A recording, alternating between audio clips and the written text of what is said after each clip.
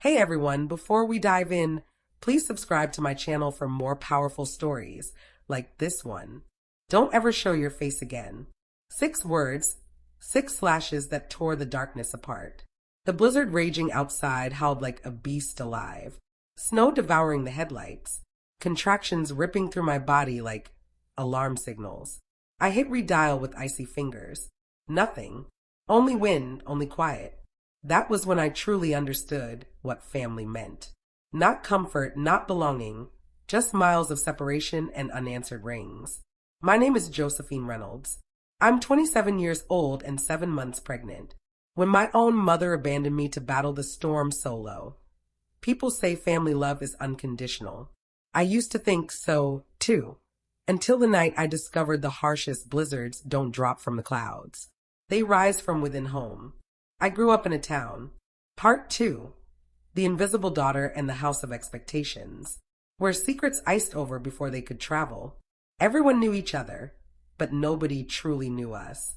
Our house on Maple Street gleamed spotless.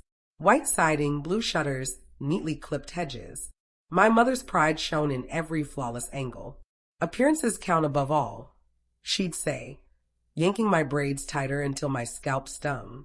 People judge our entire family by your actions. My father, the high school principal, nodded over his newspaper, quiet as ever, proper in public, unseen at home. Dinner stayed identical every time. Roast chicken, hushed chewing, and the clink of my mother's fork against her plate whenever I spoke words she disliked. And then there was Amanda, 5 years older, the shining daughter who glowed so fiercely my shadow hardly mattered. Straight A's, violin performances, church-vetted boyfriends. Me, I was the puzzle she never cared to solve. I wore torn jeans, skipped Sunday choir, and wondered why God only seemed to hear her. Why can't you be more like your sister? That became the theme song of my teen years. Every beat on a report card. Every skirt too brief. Every breath less than ideal. All evidence I was the family's defect. By 17, I was ticking off days to escape. College wasn't a fantasy. It was air. That's where I met Jackson. Tattooed. Wild. Gentle. Everything my parents dreaded. He ignored appearances. He saw me. He listened to me. And for the first time, I felt I was sufficient. I thought leaving home equaled freedom. I didn't realize it equaled banishment. Part 3, love, defiance, and the breaking point. The pregnancy test revealed 2 pink lines and shattered everything I thought I knew. I was 20, midway through nursing school, scarcely covering rent, scarcely resting. Jackson grinned when I shared the news, but dread flashed in his gaze. He vowed we'd manage. That love would suffice. I longed to trust him. I had to. For weeks, I pictured my parents' reactions when they learned they'd be grandparents. Maybe a baby could melt them. Maybe love could span the gap. Let's tell them, I suggested. Jackson paused, then gripped my hand. If that's what you want, I'm in. Sunday dinner carried scents of roast beef and disapproval. My mother's smile stretched thin as paper. My father hardly glanced up from his plate. We have something to share, I started, my voice shaking. I'm pregnant. The quiet that hit was sharp, icy, exact. You're what? Mom murmured, her words keen enough to slice glass. It's a baby, I replied. Your grandchild. Her lips clamped into a firm line. Children require stability, Josephine. Not 2 youngsters pretending at adulthood. Jackson attempted to talk, but she whirled on him like a knife. And you'll supply that with guitar strings. Enough, I declared, rising. We came to announce good news, not plead for permission. Mom chuckled, sour and tiny. Family means choosing what's proper. No, I countered, it means showing up. She crossed her arms. You can return home and handle this right, or leave with him and deal with the fallout. I glanced at Dad, hoping for a sign, any sign. He fixed on his plate. Amanda's voice came soft. Mom, please. But Mom's gaze locked on me. Choose now. I already have, I stated, and I left, bearing both the baby and the burden of her letdown.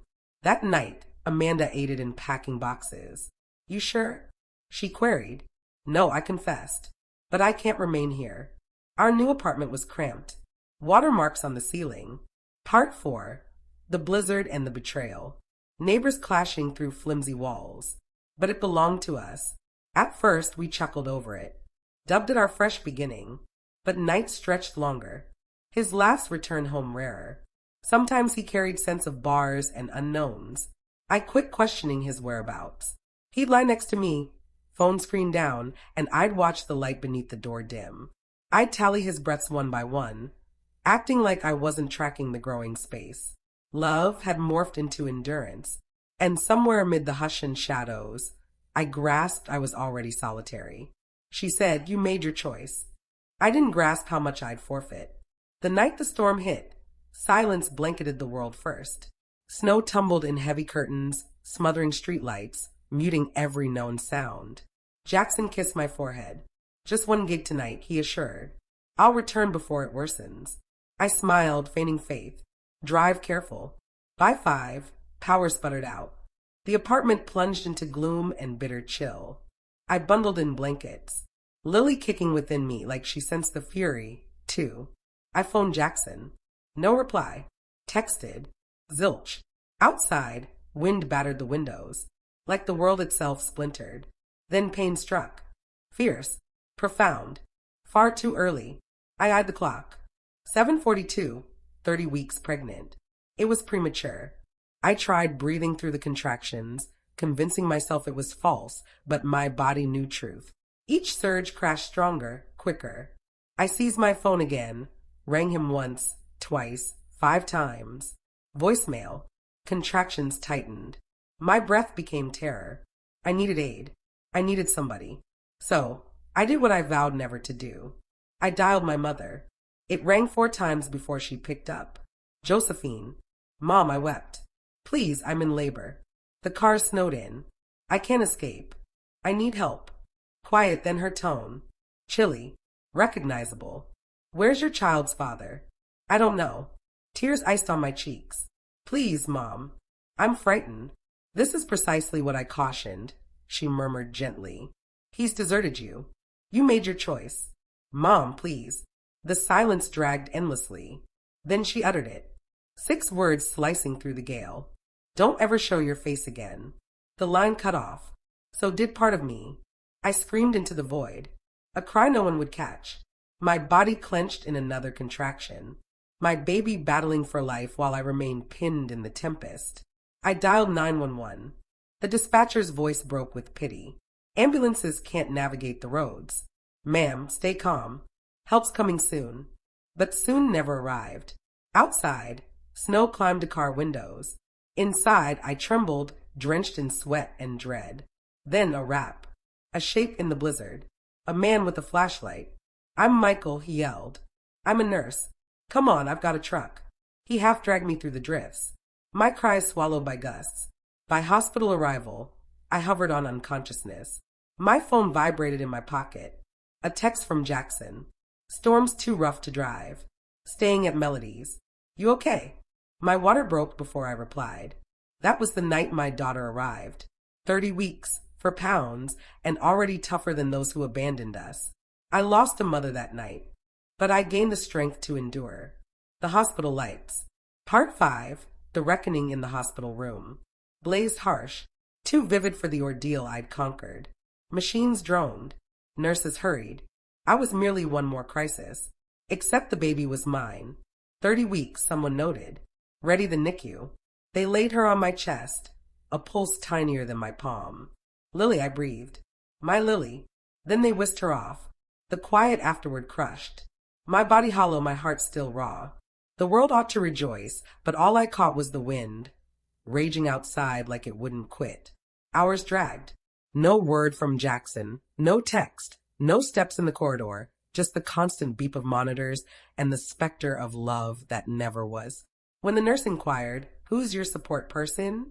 I answered no one, and it rang truest of all I'd said. Morning broke. The snow eased, but turmoil within me hadn't. Jackson showed at noon, unkempt, reeking of booze and regret. He halted at my view. "The baby Lily," I stated. "She's in the NICU. You missed it." He forced a grin. "Storm was rough. Roads. You were with Melody."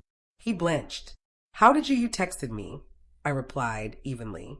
While I labored alone, his lips parted, shut. I screwed up, Joe. I was afraid. Of what? Of stepping up. Of arriving. He began sobbing. I can change. I'll improve. For the first time, his tears left me unmoved. Get out, I ordered. Joe, get out. He grasped for my hand and I withdrew. I pleaded once. I won't again. His voice splintered. She's my daughter, too. Then prove it in court. The words felt like iron, absolute, weighty. But they didn't shatter me. They forged me. He departed, and for the first time, the room felt pure. Vacant, but pure. When the door latched, I allowed tears. Not for him, but for the girl who believed love could rescue her. The tears differed now.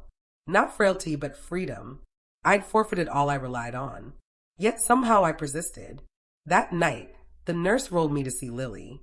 Tiny, flawless, tangled in tubes and glow. Her hand unfurled, fingers wrapping mine, like she understood already. I was her everything.